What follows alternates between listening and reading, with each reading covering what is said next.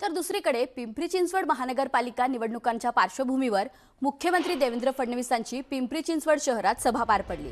यावेळी देवेंद्र फडणवीसांनी उपमुख्यमंत्री अजित पवार यांच्यावर नाव न घेता निशाणा साधलाय। आमचे महेशदादा लांडगे जरा वैतागलेत, कारण निवडणुका आल्या की अनेकांचे कंठ फुटतात, त्यांनी असं म्हणत अजित पवारांवर टीका केली आहे। तर आमदार महेश लांडगेंनीही अजित पवारांवर तोंडसूक घेतलंय।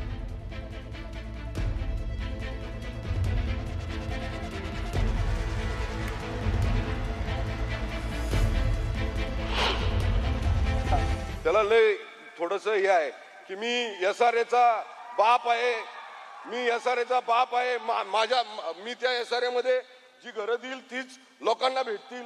आणि एक चुकीचं काम पण त्यांनी केलंय, ते पण आज जाहीरपणे सांगतो भाऊ।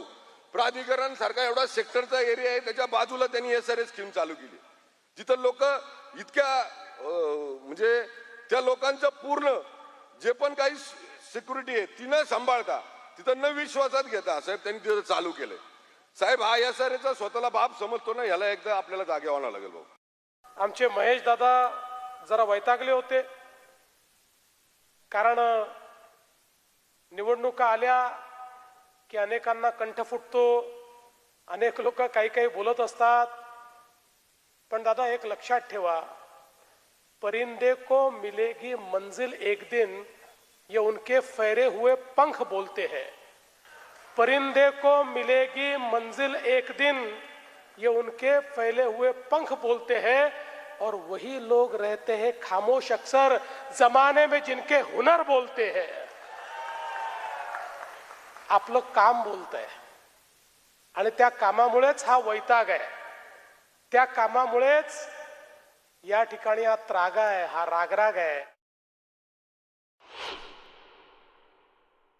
दादा पुढच्या काळामध्ये एकच गोष्ट लक्षात ठेवा, एसआरए ची जी अपेक्स बॉडी आहे, जी मेन एसआरए आहे, त्याचा अध्यक्ष मीच आहे,